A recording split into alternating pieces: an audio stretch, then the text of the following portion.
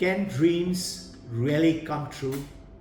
Yes, it can. To understand the Instagram, little bit of reel through this YouTube, I'm going to share with you the latest of the scientific discovery along with 6,000 years ancient Vedanta. And you know what? It beautifully is matching now. The science is catching up with the discovery of ancient India. Today, 2022, 3 Nobel laureates in Swedish Academy, Royal Academy Hall, got 10,000 million Swiss krona as their gift. What was that discovery? Their discovery is this world is not real. This world is not real. How spooky can it be? How funny can it be? This world is not real. This world, Robbin Ghosh, what I'm touching is not real. You are seeing me. Look at it. If you don't see me, I don't exist. Your 5 senses is bringing the world to you. Now, how do you utilize this knowledge through the Alan Aspect, John Clauser, and Alton Zallinger, 3 Nobel laureates had talked about? Unless there is an observer, unless you see, your world, it does not exist. Think, I am unconscious, lying on a stretcher, and my good friends like you take me from a hospital to a beautiful snowy mountain in Himalaya or maybe Switzerland. And 2 hours you wait for me to come around and to see that beautiful scene and feel good. But I don't come around. You take me back to the hospital. This guy is still in coma. I go back to the hospital. Let's say something brings me around in the hospital. When I wake up, would I remember seeing the snowy peak of Himalaya or the Switzerland? No, because why? I have not seen it. I have not observed it. Unless you see your world. Now, how do you make your dreams come true with this? You have to dream. Dear ladies, dear gentlemen, our young children and young parents, see it, dream, visualize it, and keep on dreaming and visualizing side by side, work diligently. You will see that when you do that visualization, which is what they found out, the 3 scientists, that unless there is an observer, object, they called it a particle, any object, matter, is not visible, it is not present unless you observe it. So there has to be an observer.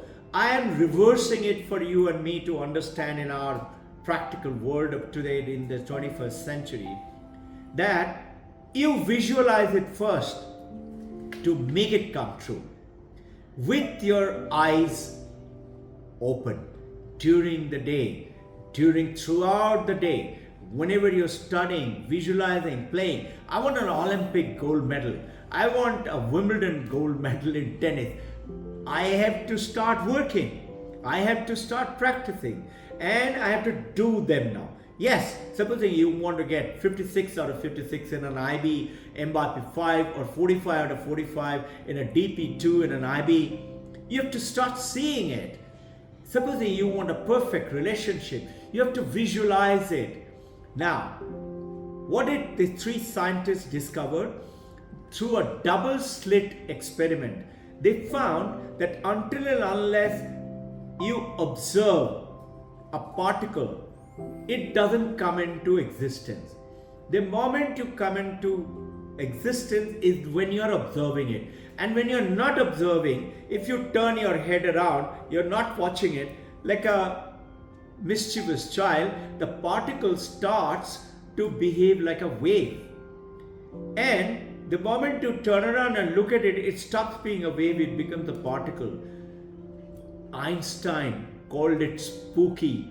He said, how can it be? Einstein even said, do you mean to say just because you're not looking at moon does not exist? Well, this is the basic part of it. Einstein called it not possible. What? Quantum mechanics. He said it is not correct. It is fraud.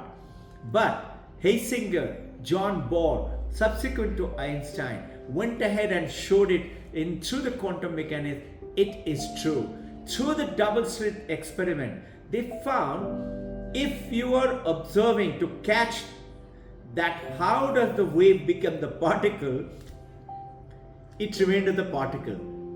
They created a special detector. The detector was to see and detect without you and me seeing it physically to when does the wave become particle. You know what?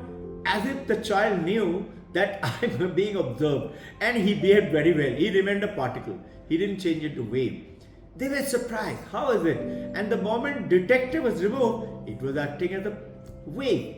So from here, they came into the deduction that the universe, the galaxy, which as per Vedanta is Brahman, as per you and me is Ishvara, God, Allah, Christ, name whatever name would you like to call, is created this universe.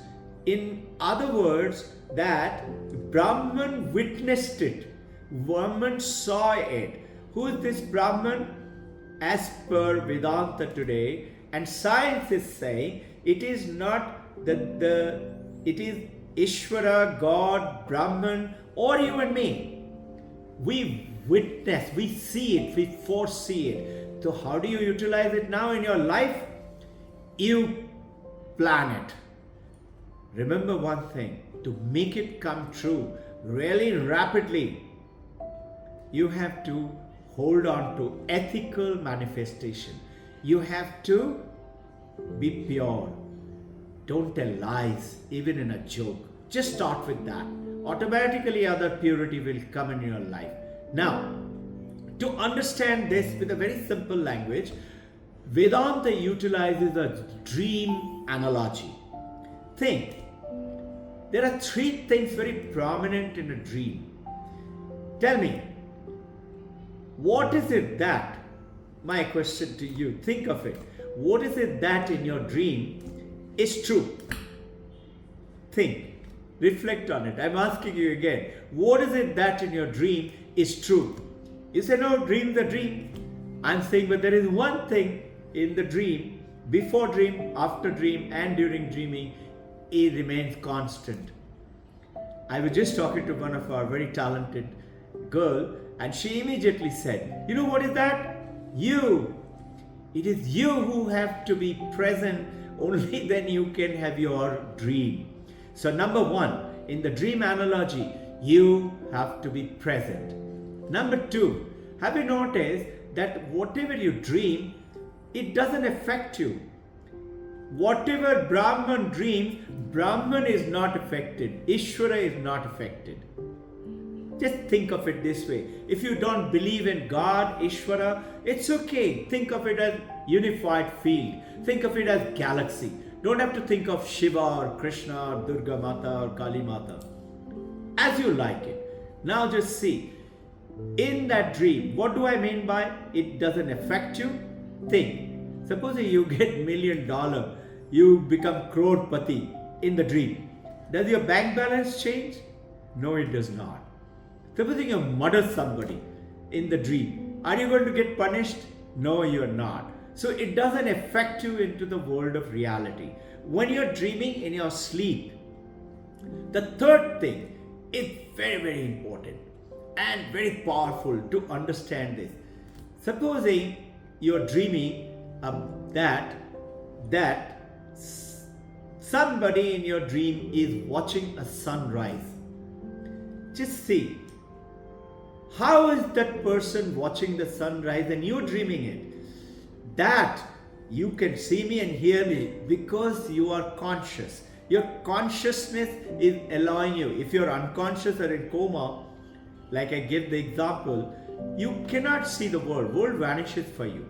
But in the dream third understanding, you have to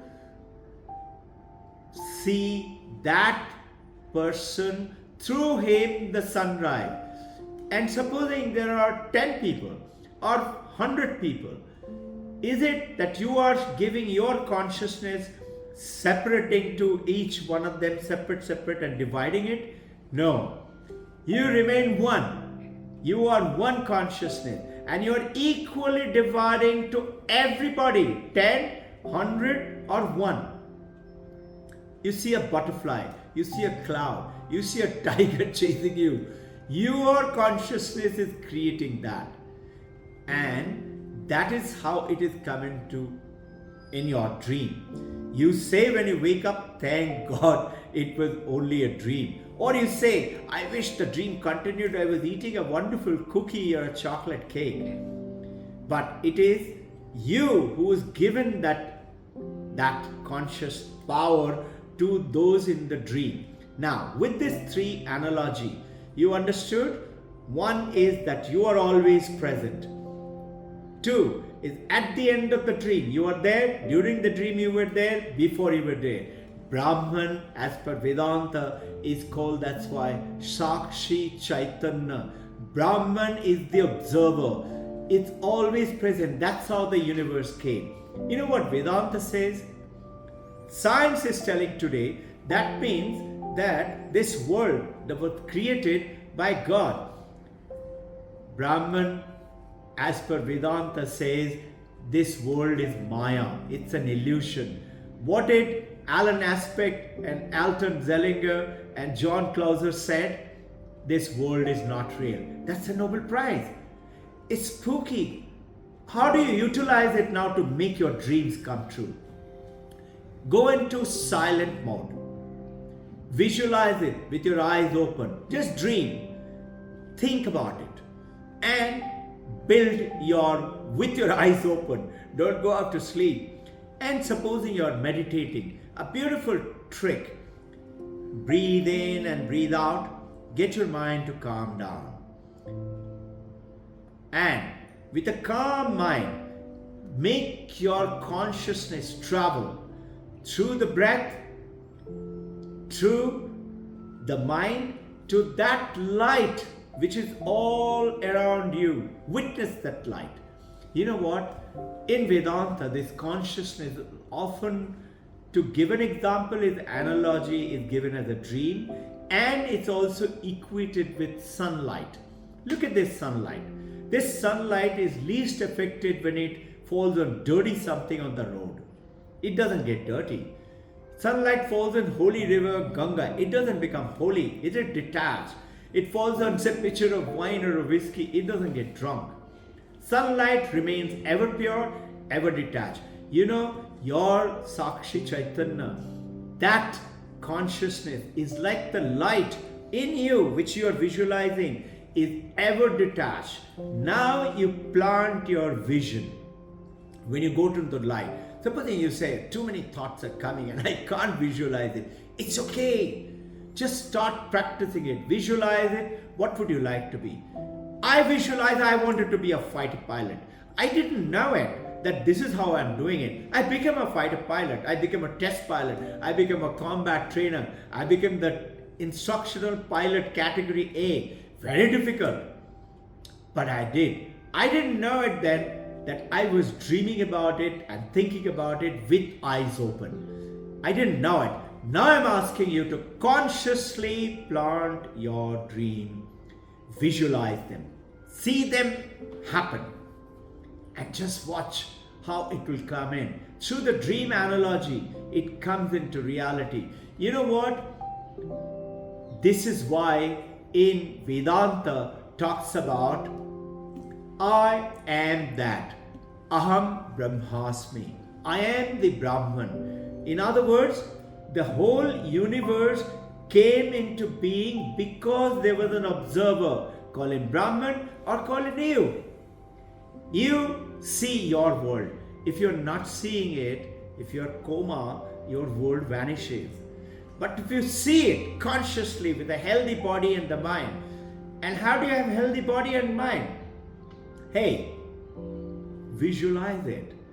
I don't fall sick. 55, 6 years. Am I great? No, you are great too. Only thing, I always visualize. Even if there a little kitch comes in, I visualize. Shut up, get lost. I'm not going to be sick. and I visualize health. I don't fall sick. I don't have any disability today. I'm asking you, create your future, create a world, and then with that beautiful world, help other people. Live for other people, not to just create your own wealth and live within that thing. But remember, living with that world around is a great thing, but do it for other people too. Show it to them. And once you start to realize it is happening, make it real. Make it again and again real. This is what the Mahavakyas in Vedanta says. Prajnana Brahman, meaning consciousness is Brahman, is Ishvara. As per Taittiriya Upanishad, Brahman is Ishvara. I am conscious, and this is why it says Aham Brahmasmi. I am that. Says Tat Tvam Asi. You are that.